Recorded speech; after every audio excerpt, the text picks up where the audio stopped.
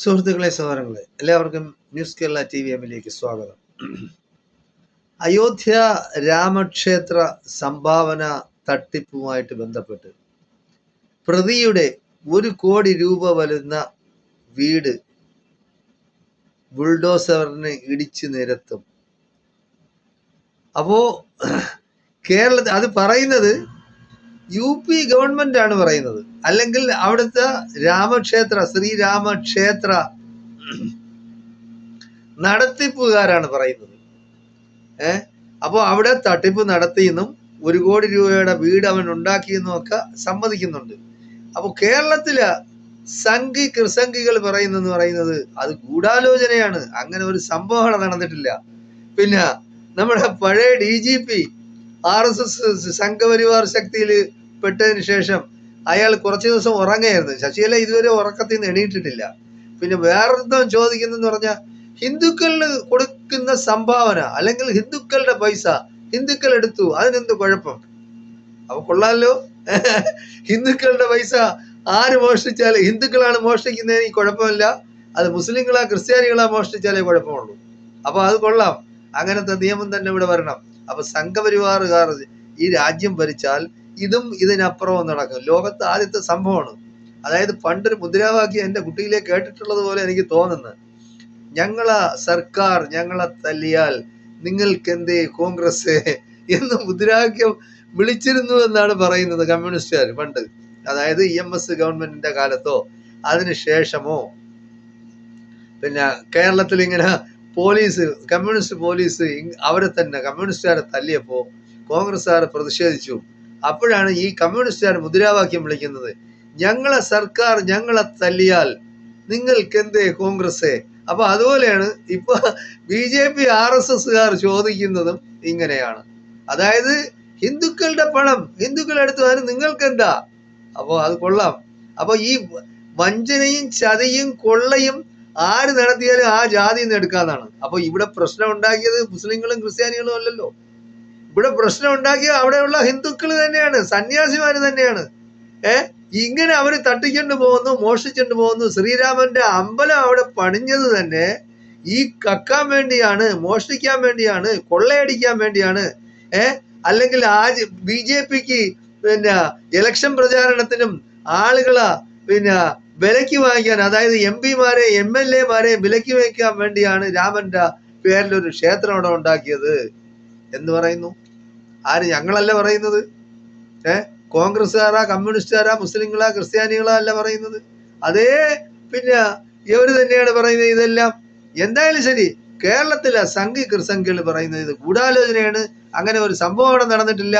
പിന്നെ പറയുന്നെന്ന് പറഞ്ഞാൽ സെൻകുമാർ പറയുന്നുണ്ട്, അതായത് അവിടെ എണ്ണി തിട്ടപ്പെടുത്തുന്ന ആൾക്കാര് കുറച്ച് പൈസ എടുത്തു മാറ്റി.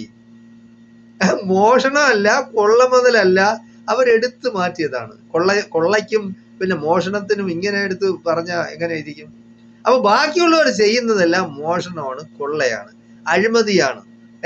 ഇവര് ചെയ്ത RSS സംഘപരിവാർ ഇനി എന്ത് ചെയ്താലും 1500 കോടി രൂപയായിട്ട് അടിച്ചു മാറ്റിയത്. എന്നിട്ടാണ് പിന്നെ വെള്ളിക്കെട്ടിയും സ്വർണ്ണക്കെട്ടിയും വേറെയാണ്. പിന്നെ അല്ലാതെ പിന്നെ ഈ രാമചന്ദ്രൻ, അതായത് ശ്രീരാമന് വേണ്ടി ഒരുപാട് ബാക്കിയുള്ള എന്തൊക്കെയോ അമൂല്യ വസ്തുക്കളെല്ലാം അവർ കൊടുത്തിട്ടുണ്ട്. ജനങ്ങൾ, പാവപ്പെട്ടവരും ഈ പൈസ ഉള്ളവരും കൊടുത്തിട്ടുണ്ട്, ധനാഢ്യന്മാരും ദരിദ്രരും കൊടുത്തിട്ടുണ്ട്. അപ്പൊ ഇതെല്ലാം അടിച്ചു മാറ്റിയിരിക്കുകയാണ്. എന്നിട്ടാണ് പറയുന്നത് കേരളത്തിലുള്ള സംഖ്യകളും കൃസംഖ്യകളും പറയാണ്, അതൊക്കെ വെറുതെ അവർ പറഞ്ഞുണ്ടാക്കുന്നത് ഗൂഢാലോചനയാണ്, ഇത് മനഃപൂർവ്വമായി ശ്രീരാമ പിന്നെ ക്ഷേത്രത്തിനെ തകർക്കാൻ വേണ്ടി ഇവിടെ ഉണ്ടാക്കുന്നതാണ്. ഇപ്പൊ ലോകത്തിന്റെ പല ഭാഗങ്ങളിൽ നിന്നും ജനങ്ങൾ വരുന്നു. ലക്ഷക്കണക്കിന് കോടിക്കണക്കിന് ജനങ്ങൾ വരുന്നു, ഇവിടെ വരുന്നു, അയോധ്യയിൽ വരുന്നു. ആദ്യം ഇന്ത്യയിൽ വന്ന അയോധ്യയിലാണ് എല്ലാവരും പോകുന്നത്, താജ്മഹൽ സന്ദർശിക്കാനല്ല എന്നാണ് അവർ പറയുന്നത്. അപ്പൊ ലോകത്തിലെ മഹാ അത്ഭുതങ്ങൾ 7 എണ്ണമാണെന്നാണ് വെയ്പ്പ്, അങ്ങനെയാണ് പ്രസിദ്ധീകരിച്ചിട്ടുള്ളത്.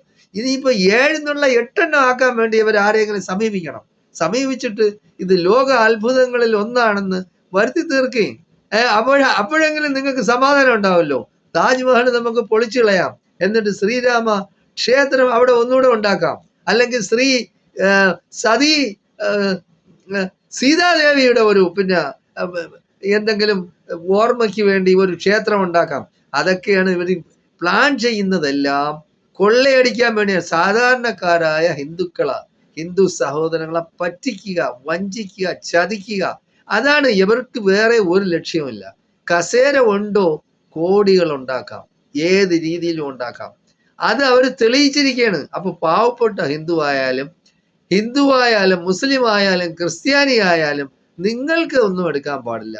ഞങ്ങൾ അടിച്ചു മാറ്റിക്കോട്ടെ, ഞങ്ങൾ കോടികളുടെ വീട് ഉണ്ടാക്കിക്കോട്ടെ, ഞങ്ങൾ കോടികൾ പിന്നെ കട്ടുമുടിച്ച് ഞങ്ങൾ MP-മാരെ MLA-മാരെ വിലയ്ക്ക് വാങ്ങി ഈ അധികാരത്തിന്റെ കസേര നിലനിർത്തിക്കോട്ടെ. എന്നിട്ട് വേണം ഞങ്ങൾ ഗുജറാത്തികൾക്ക് 2 ഗുജറാത്തികൾക്ക് വേണ്ടി ഈ നാടിനെ തന്നെ തീറെഴുതി കൊടുക്കാനുള്ളത്. അതായത് അനിൽ അംബാനിക്കും അദാനിക്കും വേണ്ടി മോഡിയും അമിത്ഷായും ഭരിക്കുകയാണ്. അപ്പോൾ 4 ഗുജറാത്തികൾ മാത്രമാണ് ഇന്ത്യക്ക് അവകാശികളായിട്ടുള്ളത്. അവര് ഈ വിറ്റ് ഇതിനെ ഏതെങ്കിലും രീതിയിൽ വിൽക്കാൻ ആണെങ്കിൽ ആർക്കെങ്കിലും വിറ്റ് കാശ് വാങ്ങിച്ച് അവർ പുറത്തു പോകും. അപ്പൊ ഇങ്ങനെ രാജ്യത്തെ കൊള്ളയടിക്കുന്ന, സമുദായത്തെ കൊള്ളയടിക്കുന്ന ഇങ്ങനെയുള്ളവരെ നിയമത്തിന്റെ മുമ്പിൽ എങ്ങനെ കൊണ്ടുവരും? സുപ്രീം കോടതി ആയാലും പിന്നെ ജുഡീഷ്യറി മൊത്തത്തിലായാലും ഇലക്ഷൻ കമ്മീഷൻ ആയിരുന്നാലും സിവിൽ സർവീസ് എല്ലാവരും ആയാലും ശരി, അവരെല്ലാം കൈപ്പിടിയിൽ ഒതുക്കി വെച്ചിരിക്കുകയാണ്. അപ്പൊ ഇതിൽ നിന്നൊരു സംരക്ഷണവും ഇതിൽ നിന്നൊരു മോചനവും കിട്ടണമെങ്കിൽ ഇന്ത്യയിലെ ജനങ്ങൾ അപ്പാടെ ഇളകി, അതായത് ബംഗ്ലാദേശിലും ശ്രീലങ്കയിലും നടത്തിയതുപോലുള്ള ഇവരെ ഓടിക്കണം. നാട്ടിൽ നിന്ന്, ഈ രാജ്യത്ത് നിന്ന് ഓടിച്ചു വിട്ടില്ലെങ്കിൽ നമ്മുടെ രാജ്യം നശിക്കും. നമ്മൾ നേടിയെടുത്തതെല്ലാം നശിച്ചു പോകും. അതിന് നമ്മൾ തയ്യാറാകണമെന്നാണ് എനിക്ക് പറയാനുള്ളത്. ജയ് ഹിന്ദ്, ജയ് ഭാരത്.